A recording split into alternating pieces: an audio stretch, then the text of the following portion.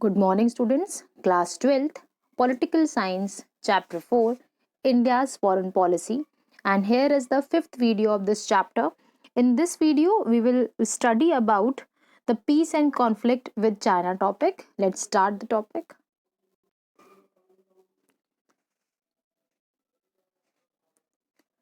Peace and conflict with China. Unlike its relations with Pakistan, Free India began its relationship with China on very friendly note. यानी कि बेटा जब हम लोग आज़ाद हुए तो आज़ादी के टाइम पीरियड के बाद से ही 1947 के टाइम पीरियड से ही इंडिया और पाकिस्तान का जम्मू कश्मीर के मुद्दे पर बहुत ज़्यादा बहस या बहुत ज़्यादा फ्रेंडली रिलेशंस हम लोग स्टार्ट नहीं कर पाए। तो हमें ये लगा कि अगर हम लोग शुरुआती दौर के अंदर अगर हम लोग इस तरफ या मैं कहूँ कि पाकिस्तान के साथ अगर हमारे अच्छे रिलेशंस नहीं बन रहे तो हम लोग कोशिश कर रहे थे कि चाइना के साथ हमारे अच्छे रिलेशंस बन जाए। हमारा एक बेसिक जो हमारी अप्रोच थी कुछ इस तरीके से थी। इसके अलावा after the Chinese revolution in 1949 India was one of the first country to recognise the communist government in China. यानी कि जब चाइना आज़ाद हुआ, आज़ादी के बाद उन्होंने कम्युनिस्ट फॉर्म ऑफ गवर्नमेंट को एक्सेप्ट किया, वन पार्टी डोमिनेंस को एक्सेप्ट किया और उसे वर्ल्ड वाइड एक्सेप्टेंस देने वाले देशों में इंडिया सबसे पहले रहा। Nehru felt strongly that for this neighbor that was coming out of the shadow of western dominance and help the new government of international फोरा। तो हमें कहीं ना कहीं ये लग रहा था बेटा, या नेहरू को ये लग रहा था कि जिस तरीके से चाइना इंडिपेंडेंट हुआ है या जिस वेस्टर्न डोमिनेशन से इंडिपेंड होकर चाइना बाहर आया है, तो कहीं ना कहीं वो हमारे लिए इंटरनेशनल प्लेटफॉर्म पर या रीजनल लेवल पर एक हेल्पफुल नेशन की तरह काम कर पाएगा। बट नेहरू का अप्रोच जो था बहुत ज़्यादा शांति प्रिय रहा, या उनको ये लगता रहा कि जो चाइना है वो बहुत अच्छा नेशन है, कुछ भी इस तरीके से आप मान सकते हैं। बट बाकी जो लोग जो नेहरू की टीम में या उनकी मिनिस्ट्री में काम करे तो सब लोग ऐसा नहीं मान रहे थे। फॉर एग्जाम्पल वल्लभ भाई पटेल का जो अप्रोच था वो थोड़ा अलग रहा। Were worried about the like possible Chinese aggressions in future. उनको ये था कि हमें बहुत ज़्यादा इसे पीसफुली नहीं लेना चाहिए, क्योंकि कभी ना कभी या फ्यूचर में शायद हमें इसके साथ नेगेटिव इम्पैक्ट फेस करने पड़ सकते हैं। कारण शायद वन पार्टी डोमिनेंस की गवर्नमेंट हो सकता है, कारण शायद नॉन डेमोक्रेटिकल या फॉर्म ऑफ गवर्नमेंट का वहाँ पर प्रैक्टिस किया जाना हो सकता है। और कहीं ना कहीं वल्लभ भाई पटेल का जो एक डर था वो सामने हमें देखने को मिला। But Nehru thought it was like मतलब हम लोग है ना कहीं हम उसे अनलकीली या बहुत ज़्यादा लाइक एक्सीडेंटली अनलकी मान रहे हैं। बट ऐसा कुछ है नहीं, मतलब ऐसा कुछ होने वाला नहीं है जैसा कि वल्लभ भाई पटेल मान रहे हैं। ऐसा नेहरू को लगता था कि ऐसा कुछ नहीं होने वाला जैसे तुम सोच रहे हो, that India will face an attack from China. और कहीं ना कहीं हमको लगा नहीं था कि हम कभी भी फ्यूचर में, या फिर नेहरू को कभी नहीं लगा था कि फ्यूचर में हम कभी उनके साथ अटैक फेस कर पाएंगे, और हमने वो अटैक फेस किया।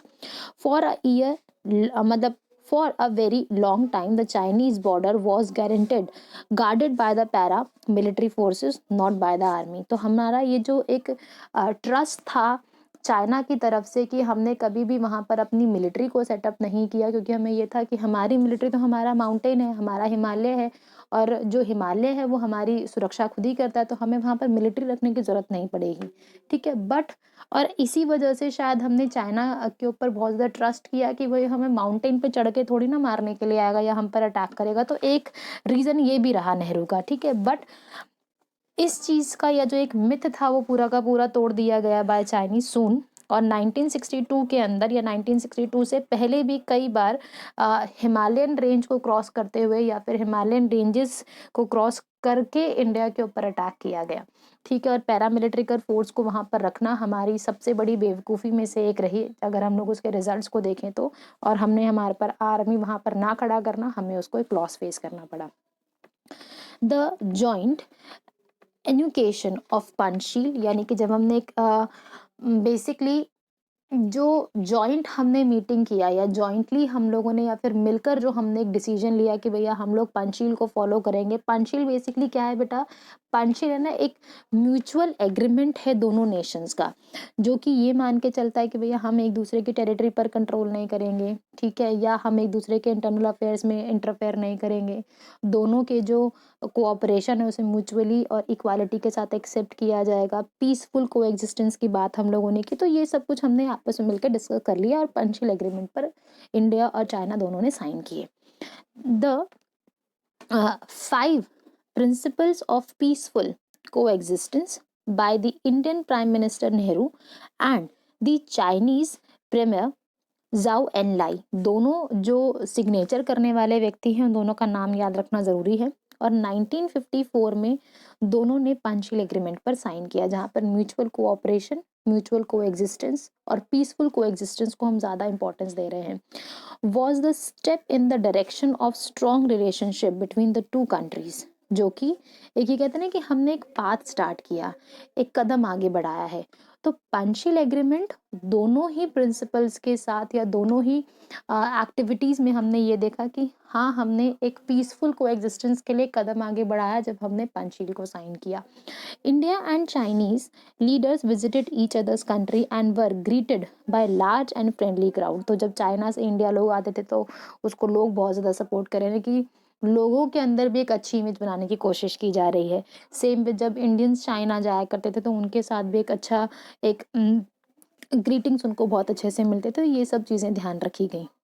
बट प्रॉब्लम शुरू होती है तिब्बत के साथ, या तिब्बत के अलावा भी कई सारे प्रिंसिपल्स हमें देखने को मिलते हैं। मैं बहुत ब्रीफ में आपको ये इश्यू एक्सप्लेन कर देती हूँ। हम लोग बेटा जब लोकेशन को देखते हैं ना, प्लीज आप जरा मैप में ध्यान दीजिएगा। हम लोग क्या देख रहे हैं कि एक हम लोगों को बेसिकली बेटा ये समझना है कि किस तरीके से तिब्बत, जो कि हमेशा से ही एक रिलीजियसली इंडिपेंडेंट नेशन रहा या एक आज़ाद देश की तरह काम करता रहा, और वहाँ पर एक रिलीजियस फॉर्म ऑफ गवर्नमेंट है, या फिर आप ये कह सकते हैं कि धर्म को ज़्यादा वरीयता दी गई वहाँ पर, या रिलीजन को ज़्यादा इम्पोर्टेंस दी गई, बौद्ध रिलीजन को। और जो दलाई लामा है उनके गवर्नमेंट को एक इम्पोर्टेंस दी गई तिब्बत के अंदर, और वहाँ के जो लोग हैं कॉमनली उन्हीं को अपना स्पिरिचुअल लीडर मानते हैं। ठीक है। अब चाइना का जो पॉलिसी है तिब्बत के ऊपर, वो कुछ इस तरीके से रहा कि वो उस टेरिटरी के ऊपर अपना कंट्रोल बनाना चाह रहा है और डायरेक्टली कंट्रोल वो देखना चाह रहा है। ठीक है, जिसको आ, इंडिया ने ना तो अपोज किया ना ही उसको फेवर किया। हम लोग बिल्कुल न्यूट्रल पोजीशन पर काम करते रहे तब तक जब तक दलाई लामा, जो कि तिब्बत के स्पिरिचुअल लीडर हैं, वो इंडिया के धर्मशाला में आकर उन्होंने हमारे यहाँ पर अजाइलम या शरण नहीं मांगी। उसके बाद भी हमने कोई सपोर्ट नहीं किया, और हम लोगों ने बस ये देखा कि वो इंडिया में आए हैं अजाइलम के लिए, शरण मांगने के लिए, और हमने उनको फेवर किया और भाई आप यहाँ पर आकर रह सकते हैं। ठीक है।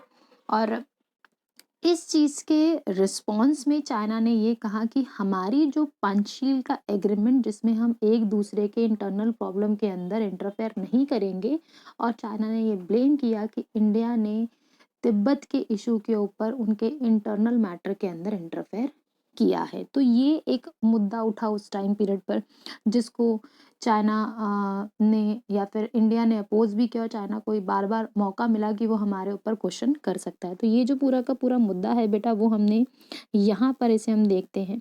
ठीक है। और तो दलाई लामा जो उस टाइम पीरियड पर इंडिया में अजाइलम के लिए आ गए, और वो आज भी जिंदा हैं और धर्मशाला के अंदर हिमाचल प्रदेश के अंदर वो काम कर रहे हैं। और तिब्बत का जो मैं यहाँ पर ये ऐड भी करना चाहती हूँ कि जो तिब्बत की जो पार्लियामेंट है वो इंडिया के धर्मशाला या हिमाचल प्रदेश से गवर्न की जाती है। बट उसमें इंडियन गवर्नमेंट कोई उन्हें सपोर्ट नहीं करती है, कोई फाइनेंशियल हेल्प या कोई मिलिट्रिकल हेल्प या कुछ भी तरीके से सपोर्ट नहीं दिया जाता।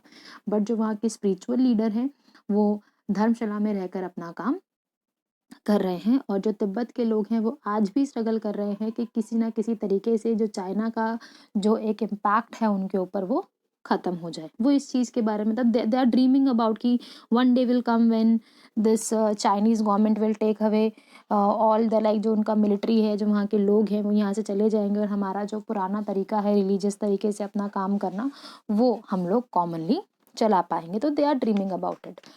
इसके आगे बेटा हम लोग ये देखेंगे कि किस तरीके से इंडिया और चाइना जो इन्वेशन हुआ है, हम उसके बारे में बात करेंगे।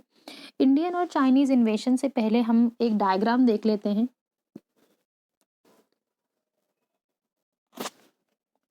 मैप में बेटा अगर हम थोड़ा-सा ध्यान से लोकेशन को देखें तो वी कैन सी दैट कि किस तरीके से एक ये अक्साई चाइना वाला लोकेशन जम्मू कश्मीर के पास और इस तरफ ये अरुणाचल प्रदेश वाला पार्ट, ठीक है?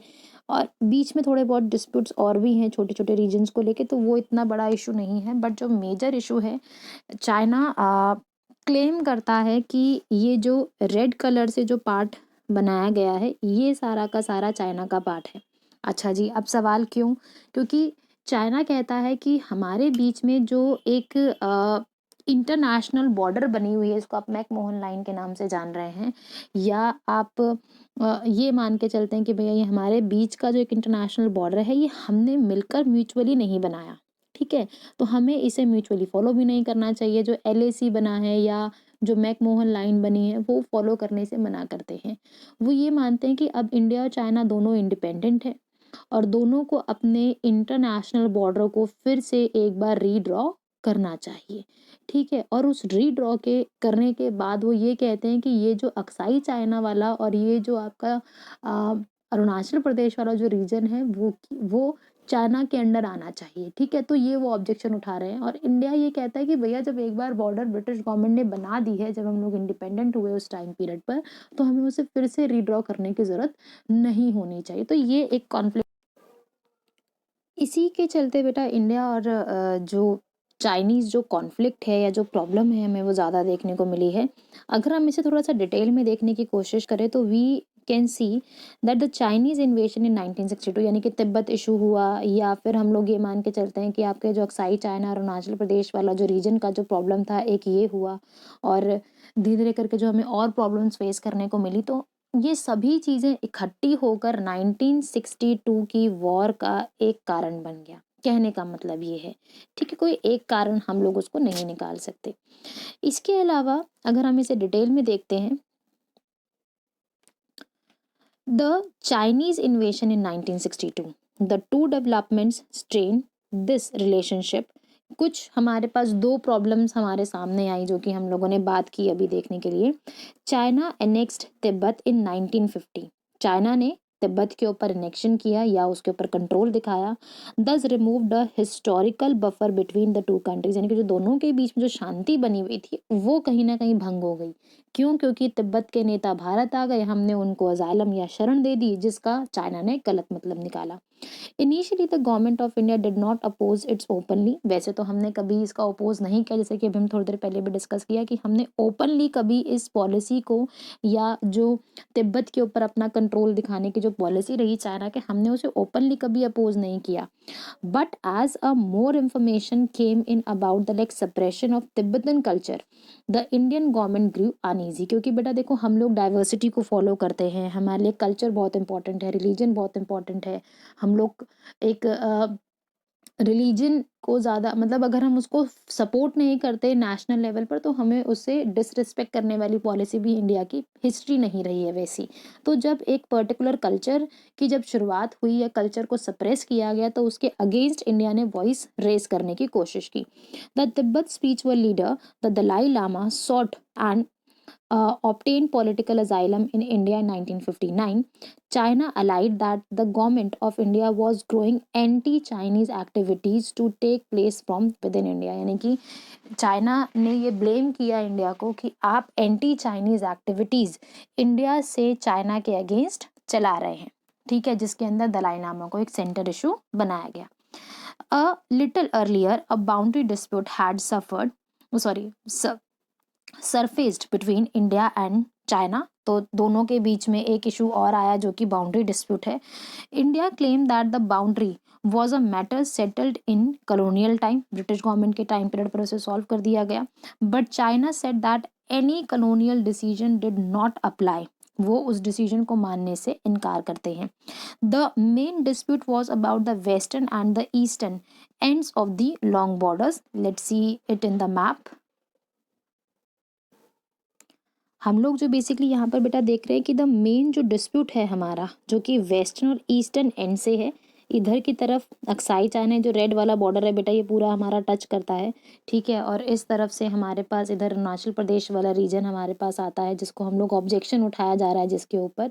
और इसके बाद है the China claim 2 areas with in the Indian territory, ये जो 2 एरिया इंडियन टेरिटरी के अंदर आ रहे हैं, Aksai China area in the Ladakh region of Jammu Kashmir and much of the state of Arunachal Pradesh in which it's called the NEFA। उस time period पर हम उसे नॉर्थ ईस्टर्न फ्रंटियर एजेंसी के नाम से जानते थे। बाद में हमने यहाँ पर अलग अलग स्टेट्स को डिवाइड कर दिया, जैसे कि आज के मैप में हम लोग यहाँ पर देख रहे हैं। एंड इसके बाद Between 1957 to 59, the Chinese occupied the Aksai China area and built a strategic road there। वहाँ पर एक रोड बना दी गई बिना इंडियन गवर्नमेंट की नॉलेज में लेकर आए हुए, ठीक है। और उसके बारे में इंडिया को बिल्कुल इन्फॉर्मेशन भी पास नहीं, बिल्कुल छुपते छुपाते या छुप छुप के वहाँ पर रोड बना दी गई। और वो टेरिटरी इंडिया की रही हमेशा से। इंडिया की उस टेरिटरी को अपने मैप में दिखाया गया, जिसके ऊपर बहुत ज़्यादा बवाल उठा था उस टाइम पीरियड पर, उसके ऊपर बहुत ज़्यादा ऑब्जेक्शन भी किया गया, बट स्टिल उसे चाइना के मैप में हमेशा से दिखाया गया है। और उसके साथ साथ ये भी देखने को मिला कि उसे ऑब्जेक्शन के बावजूद भी अक्साई चाइना के अंदर रोड डेवलप किया गया, और जिसको कहीं ना कहीं ये सिर्फ कहने को ट्रेड के लिए बनाया, बट हम भी जानते हैं कि फ्यूचर में कभी ना कहीं अगर कभी मिलिट्रिकल वॉर हो जाती है तो ऑब्वियसली उस रोड को यूज़ किया जाएगा for the transportation as well. And despite a very long correspondence and discussion among the top leaders and these differences could not be resolved, पर फिर भी इन परेशानियों को रिजॉल्व नहीं किया जा पाया। several small borders like हम लोग जब छोटी छोटी जो skirmishes या हम लोग ये कहते हैं छोटी छोटी फाइट्स, हमारे आर्ग्यूमेंट्स, वर्बल आर्ग्यूमेंट्स चलते रहे between the two आर्मीज of the two countries took place. और वो छोटे छोटे जो बॉर्डर डिस्प्यूट्स हैं वो कहीं ना कहीं एक बड़े मिलिट्रिकल वॉर के अंदर 1962 में हमें देखने को मिले हैं। Do you remember the Cuban missile crisis in chapter 1 of the contemporary world politics? while the entire world's attention was on the crisis involving the two powers, क्योंकि टाइम पीरियड सेम है अगर आप ध्यान दें तो जब इंडिया और China का जो वॉर हो रहा है वो भी 1962 का टाइम पीरियड है, और जब हम लोग क्यूबा मिसाइल क्राइसिस की बात करते हैं तो ये भी 1961 से लेके 1962 तक चलती है। तो दुनिया भर की जो मीडिया है या जो लोग हैं उनका फोकस चल रहा है यहाँ पर, ठीक है। और उसी के टाइम पीरियड पर जो एशियन जो कंट्रीज हैं वो फोकस कर रही हैं इधर, क्योंकि लोगों को लग रहा है कि भैया अब इंडिया और चाइना के बीच में क्या हो सकता है। इसके अलावा China launch a swift and massive invasion in October 1962 on both the dispute region, दोनों ही रीजन्स के अगेंस्ट फाइट लॉन्च की गई। और इसके बाद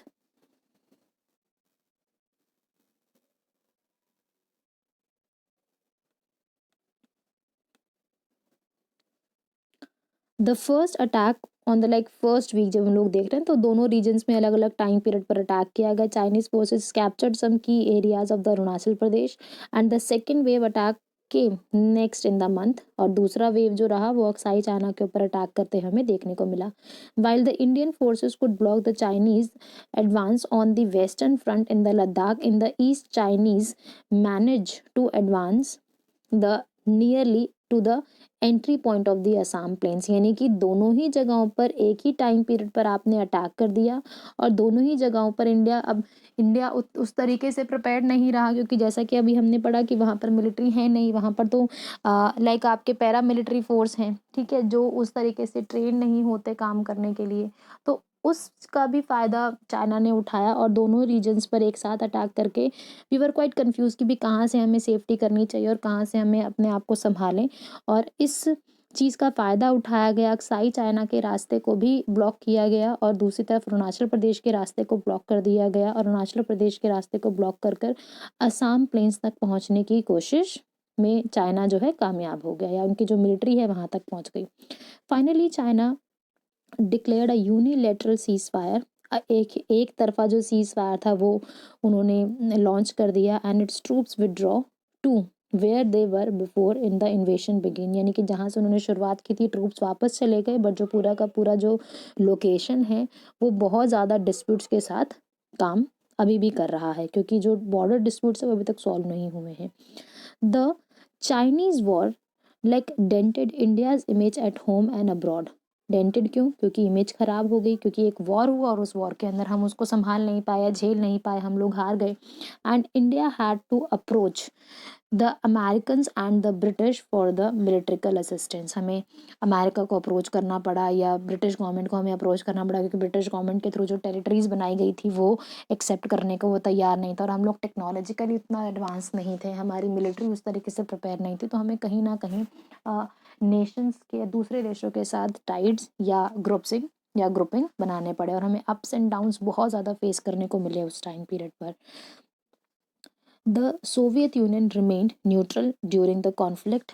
कारण जो कि हमने फर्स्ट बुक में भी देखा है कि जो यूएसएसआर है वो कहने के लिए कोल्ड वॉर के अंदर चाइना का साथ दे रहा था, क्योंकि चाइना उसकी अलायंसेस का एक हिस्सा है, और जो यूएसएसआर है, जो उसके नेता हैं, वो नेहरू के बहुत अच्छे सपोर्टर या फिर उसके फ्रेंड कह सकते हो। और इंडिया और चाइना की जब वॉर हुई तो अगर वो इंडिया का साथ देता है तो अपने अलायंसेस के जो प्रिंसिपल्स हैं उसको ब्रेक करता है, अगर वो चाइना का साथ देता है तो फिर वो इंडिया के साथ अलग रिलेशंस में चला जाएगा। तो ये सब प्रॉब्लम्स उसे फेस करने को मिली, इसलिए वो न्यूट्रल रहा।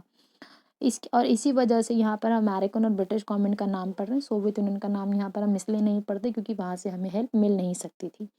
The Soviet union remain neutral during the conflict and it included the sense of international humiliation at the same time strengthened the spirit of the nationalism। एक तरफ दुनिया भर के अंदर हमारी लाइक बदनामी हो रही है या फिर हमें डिफेम किया जा रहा है कि इंडिया अपने आप को सेफ सिक्योर या मिलिट्रिकल वॉर में वो हार गया, बट नेशनल लेवल पर हमें एक यूनिटी देखने को मिली है कि किस तरीके से अगर कभी भी कोई अटैक आता है, मतलब हम लोग टेक्नोलॉजिकली एडवांस नहीं थे, ये सबसे बड़ा कारण रहा हमारे हारने का। और उसके बाद बट सोल्जर्स ने पूरी कोशिश की कि हम जीतें या हमें कंट्रोल करने की कोशिश की, चाइनीज सोल्जर्स को रोकने की पूरी पूरी कोशिश की गई, ये सब चीज़ें हमने देखी। बट कहीं ना कहीं एक नेशनलिज्म का जो स्पिरिट है वो इंडियंस के अंदर हमें देखने को बहुत ज़्यादा मिला। And some of the top army commanders इधर रिजाइन और वह रिटायर, ताकि उसका ब्लेम उन्हें ना उठाना पड़े। And Nehru's close associate and then defence minister V Krishnan Menon had to leave the cabinet, उन्होंने भी कैबिनेट छोड़ दी। एंड नेहरूज ओन जो स्टेटर सफर्ड है, उनके क्रिटिसाइज किया गया बहुत ज़्यादा, उनके असेंबली के लोगों ने उन्हें बहुत ज़्यादा क्रिटिसाइज़ किया। And for his name assessments of the, यानी कि जो उन्होंने अपनी पहला जो एक अजम्पशन बनाया था कि भैया वो हमें कभी अटैक नहीं करेगा एंड ऑल वाला, तो वो सारा जो इमेज था वो सारा ख़त्म हो गया। And lack of military preparedness, यानी कि हमारी मिलिट्री को उस एरिया में प्रिपेयर करके रखना हमारे लिए बहुत ज़्यादा ज़रूरी हो गया। उसके बाद ये सब चीज़ें डिसाइड की गई। For the first time, no confidence motion against his government was moved and debated in the Lok Sabha। मतलब ऐसा हुआ नहीं प्रैक्टिकली, बट पहली बार किसी सरकार के अगेंस्ट नो कॉन्फिडेंस मोशन आया या नेहरू के अगेंस्ट नो कॉन्फिडेंस मोशन आया, ये हमें नेशनल लेवल पर या फिर हमारे इंटरनल ये प्रॉब्लम्स हमें फेस करने को मिले। कई जगहों पर बाय इलेक्शंस भी कराए गए to the Lok Sabha and the political mode of the country had begin to change. एक नया सब्सिट्यूट ढूंढना शुरू कर दिया लोगों ने कि भैया नेहरू जी से काम नहीं हो रहा है, और नेहरू जी हमारी जो मिलिट्री है उसको साथ नहीं दे पा रहे हैं, उसको चला नहीं पा रहे हैं, देश की सुरक्षा नहीं कर पा रहे हैं, या अपने जो अजम्पशंस हैं उनकी पंचशील या हिंदी चीनी भाई भाई का जो स्लोगन था वो सब कुछ खत्म हो गया। तो ये सब चीज़ें हमें देखने को मिली हैं। ठीक है, इसके बाद बेटा अगर हम लोग इंडिया और चाइनीज़ रिलेशंस की बात करते हैं तो अफेक्टेड अपोजिशन एज वेल। तो कहीं ना कहीं हमें अलग तरीके से भी पिक्चर को देखने की कोशिश हम यहाँ पर करेंगे कि एक तरफ तो हम लोग देख रहे हैं किस तरीके से हमें मिलिट्रिकल लॉस हमें देखने को मिले, हमने ये देखा। दूसरी तरफ हम लोग ये देखेंगे किस तरीके से इंडिया की जो पॉलिटिकल पार्टीज हैं, ठीक है, वो किस तरीके से इस पूरे मूवमेंट को ले रही हैं। इस पैराग्राफ को मैं ब्रीफ कर देती हूँ। 1962 के अंदर बेटा वॉर हुई। 1962 के बाद या कुछ महीनों में, कुछ सालों के अंदर ये देखने को मिला कि जितने भी पॉलिटिक या कम्युनिस्ट पार्टी ऑफ इंडिया या जो सीपीआई पॉलिटिकल पार्टी इंडिया के अंदर काम कर रही थी, उनके या पॉलिटिकल पार्टी के बीच के अंदर फैक्शंस बनने या ग्रुप्स बनने शुरू हो गए। ठीक है, फैक्शंस कैसे बने? जो लोग आज भी कम्युनिस्ट पार्टी या कम्युनिस्ट आइडियोलॉजी को फॉलो कर रहे थे वो सीपीआई की तरफ चले गए। ठीक है, और कहीं ना कहीं उन्होंने ये मान के चला कि हम लोग बेसिकली बेटा इस पूरे पैराग्राफ में ये समझने की कोशिश कर रहे हैं कि किस तरीके से जो हमारी इंटरनल पॉलिटिक्स है वो कैसे 1962 की चाइनीज़ वॉर के साथ अफेक्ट हुई है। हम लोग क्या देख रहे हैं कि आपके इंडिया में एक पॉलिटिकल पार्टी है सीपीआई, जो दो पार्ट्स में स्प्लिट हो गई या डिवाइड हो गई। एक पॉलिटिकल पार्टी को हम लोग सीपीआई के नाम से ही जान रहे हैं, दूसरी पॉलिटिकल पार्टी जो है सीपीआईएम है, सीपीआई मार्क्सिस्ट। जो सीपीआई पॉलिटिकल पार्टी है वो बाद में कांग्रेस के साथ जाकर मिल रही है और वो उनके साथ काम कर रहे हैं, फिर उनके प्रिंसिपल्स पर काम कर रही है।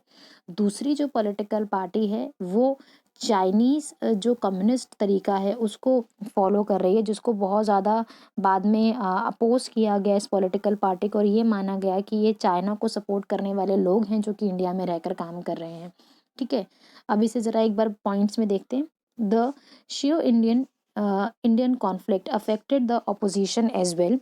This and the growing rift between the China and the Soviet Union created inconceivable differences, यानी कि जो कि अलग अलग लोगों के लिए अलग अलग परसेप्शन बना रहे थे।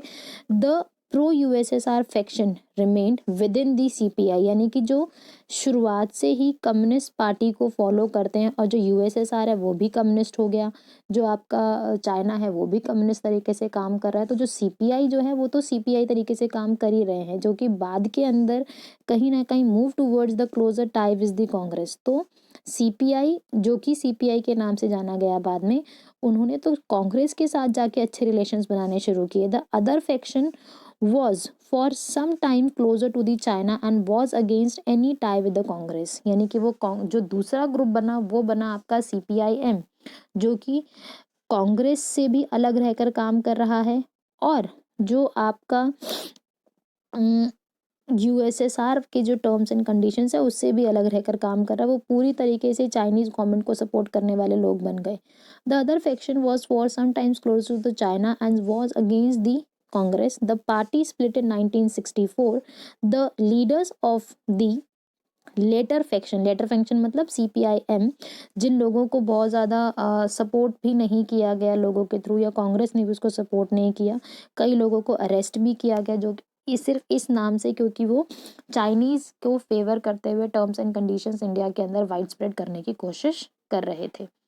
इसके बाद बेटा अगर हम लास्ट पैराग्राफ देखें इस चाइनीज़ पूरे इन्वेशन के रिगार्डिंग, तो war with China alerted the Indian leadership for like वॉल्टेल, या फिर हम कहें कि जो हमारा एक बहुत ईजी को तरीका था कि भैया आसानी से सब कुछ हो जाएगा, मिलिट्री को इतना ज़्यादा स्ट्रॉन्ग करने की ज़रूरत नहीं है, नॉर्थ रीजन के अंदर या नॉर्थ ईस्टर्न रीजन की तरफ इतना ज़्यादा ध्यान नहीं दिया जा रहा था, तो उन सब रीजन्स के ऊपर ध्यान देने की शुरुआत की गई। And apart from being isolated and extremely underdeveloped, this region, जो सेवन सिस्टर्स वाला जो हमारा पूरा का पूरा रीजन, जिसको बहुत ज़्यादा अंडर डेवलप्ड रीजन में रखा गया, या बहुत ज़्यादा ध्यान गवर्नमेंट का वहाँ पर नहीं गया, क्योंकि हमें ये था कि भैया हिमालय जब वहाँ पर कभी ऐसे कुछ प्रॉब्लम होगी नहीं, बट सिक्योरिटी पर्सपेक्टिव से, डेवलपमेंट के पर्सपेक्टिव से बहुत ज़्यादा पिछड़ा हुआ एरिया था, तो उसके ऊपर ध्यान गया लोगों का, या गवर्नमेंट ने उसके ऊपर ध्यान दिया। Also presented India with the challenge of national integration and the political unity, और इस पर्टिकुलर रीजन के ऊपर भी ध्यान दिया गया। The process of its reorganisation begin soon after the China war. तो और जो स्टेट रीऑर्गेनाइजेशन कमीशन को सेटअप किया गया, 7 स्टेट्स को बनाया गया, जहाँ पर कुछ स्टेट्स को स्टेटहुड मिला, कुछ ट्राइबल्स को कंसिडरेशन दिया गया, और हम ब्रीफ में देखें तो नागालैंड को स्टेटहुड मिला, मणिपुर जो त्रिपुरा है वो यूटीज की तरह सामने आया और वहाँ की ओन लेजिस्लेटिव असेंबलीज को सेटअप किया। तो इसके अलावा भी कई सारे चेंजेस हैं जो कि हम लोग लास्ट चैप्टर में देखते हैं कि क्या क्या चेंजेस हमें इस पर्टिकुलर रीजन में हमें देखने को मिले हैं। इस पर्टिकुलर वीडियो को बेटा हम लोग चाइनीज़ जो इन्वेशन है, तिब्बत का जो इशू है, चाइना के साथ जो हमने रोल प्ले किया, हमने उसके बारे में बात की। नेक्स्ट वीडियो में बेसिकली बात करेंगे पाकिस्तान के साथ हमारे रिलेशन के लिए।